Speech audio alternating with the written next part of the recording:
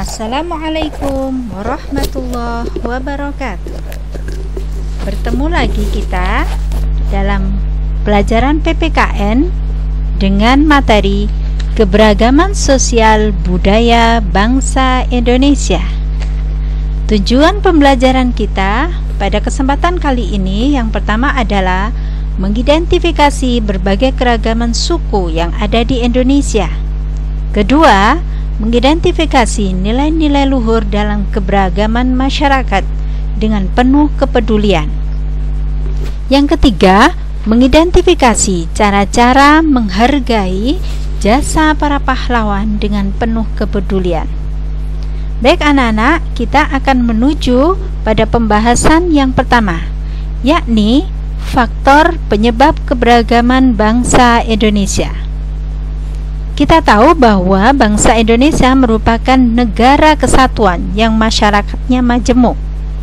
Bangsa Indonesia terdiri atas beberapa suku bangsa yang menyebar dari Sabang sampai Merauke, sehingga ada beberapa faktor yang menyebabkan keberagaman bangsa Indonesia.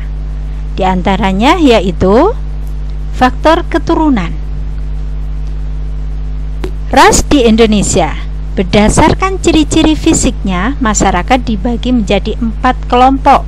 Yang pertama adalah kelompok ras Papua Melanezoid. Nah, ini terdapat di Pulau Aru, Papua, Pulau Kai. Yang kedua, kelompok ras Negroid, antara lain orang Semang di Semenanjung Malaka, orang Nikupsi di Kepulauan Andaman. Yang ketiga, kelompok ras Wedoid, antara lain orang Sakai di Siak Riau, orang Kubu di Sumatera Selatan dan Jambi, orang Tomuna di Pulau Muna, orang Enggono di Pulau Enggono, dan orang Mentawai di Kepulauan Mentawai. Yang keempat, kelompok ras Melayu Mongoloid. Nah, pada kelompok ras Melayu Mongoloid ini dibedakan menjadi 2 golongan, yaitu ras Proto Melayu atau Melayu tua, antara lain Pulau Batak, suku Toraja, suku Dayak. Di samping kelompok ras di atas, masyarakat Indonesia juga terdiri atas kelompok warga keturunan Cina atau Mongoloid, warga keturunan Arab, Pakistan, India, dan ras Kaukasoid. Nah, di samping faktor keturunan, yang selanjutnya adalah faktor kondisi geografis. Perbedaan kondisi geografis turut berdampak pada munculnya berbagai ragam mata pencaharian. Contohnya perikanan, pertanian, kehutanan, dan perdagangan.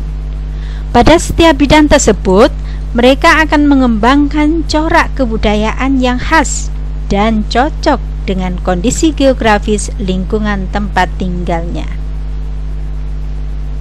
Yang ketiga adalah pengaruh kebudayaan luar. Kita tahu bahwa Indonesia adalah bangsa yang terbuka. Keterbukaan ini dapat dilihat dari besarnya pengaruh asing yang dalam membentuk keberagaman masyarakat di seluruh wilayah Indonesia.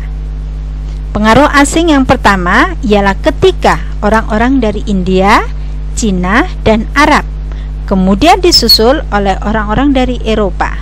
Nah, bangsa-bangsa tersebut datang dengan membawa kebudayaan masing-masing.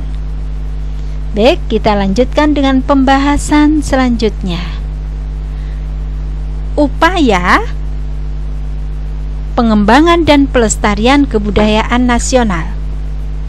Yang pertama adalah secara terus-menerus akan diadakan kegiatan pengenalan dan penyebaran budaya nasional kepada masyarakat.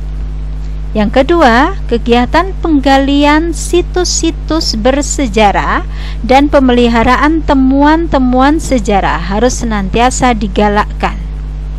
Yang ketiga, pengembalian budaya daerah dan nasional melalui pendidikan dan pengajaran Misalnya, menjadikan bahasa dan kesenian daerah sebagai mata pelajaran muatan lokal wajib di sekolah-sekolah. Yang keempat, senantiasa dikembangkan sikap menghormati kebudayaan sendiri dan kebudayaan daerah lain. Sedangkan yang kelima, mengenal dan mempelajari kebudayaan sendiri yang merupakan warisan leluhur. Baik, selanjutnya adalah indahnya hidup berbineka dan bersatu dalam perbedaan. Burung Garuda merupakan lambang negara kita. Terdapat tulisan Bhinneka Tunggal Ika pada pita burung Garuda. Kalimat Bhinneka Tunggal Ika ini diambil dari kitab Sutasoma karangan Empu Tantular, yang artinya berbeda-beda tetapi tetap satu jua. Kita menerapkan makna Bhinneka Tunggal Ika ini dalam kehidupan sehari-hari. Sebagai contoh, kita berteman dengan semua teman tanpa membedakan ras dan suku bangsanya. Kita lanjutkan dengan pembahasan selanjutnya, yakni 7 sikap pahlawan yang harus kita teladani dan kita terapkan sejak dini. Yang pertama adalah berani. Berani adalah sikap tegas dalam bertindak dan mengambil keputusan secara tepat dan benar. Contoh, berani mengakui kesalahan yang dilakukan, berani mengutarakan pendapat untuk perbaikan. Yang kedua, rela berkorban. Rela berkorban ialah bersedia dengan ikhlas memberikan waktu, tenaga, pikiran hingga harta untuk kepentingan orang lain dalam hal kebaikan. Contoh, mereka yang kesusahan.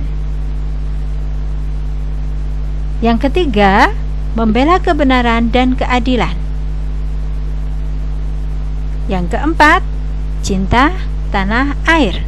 Panggilan untuk mengabdi, membela, memelihara dan melindungi tanah air dari ancaman atau biasa disebut patriotisme. Contoh, bangga menjadi orang Indonesia. Yang kelima, berjiwa besar. Contoh, mau mengintrospeksi kesalahan sendiri, bersedia minta maaf dan memaafkan kesalahan. Sedangkan yang keenam, kerjasama dan tanggung jawab. Sebagai contoh, mengikuti kegiatan gotong royong dan aktif dalam organisasi sekolah dan masyarakat. Dan yang ketujuh, menjaga persatuan dan kesatuan. Contohnya, sikap menghargai dalam keberagaman teman di sekolah dan di masyarakat. Demikian tadi anak-anak pembelajaran kita pada kesempatan kali ini. Mudah-mudahan memberikan manfaat kepada kalian semuanya. Bu Guru akhiri, Assalamualaikum warahmatullahi wabarakatuh.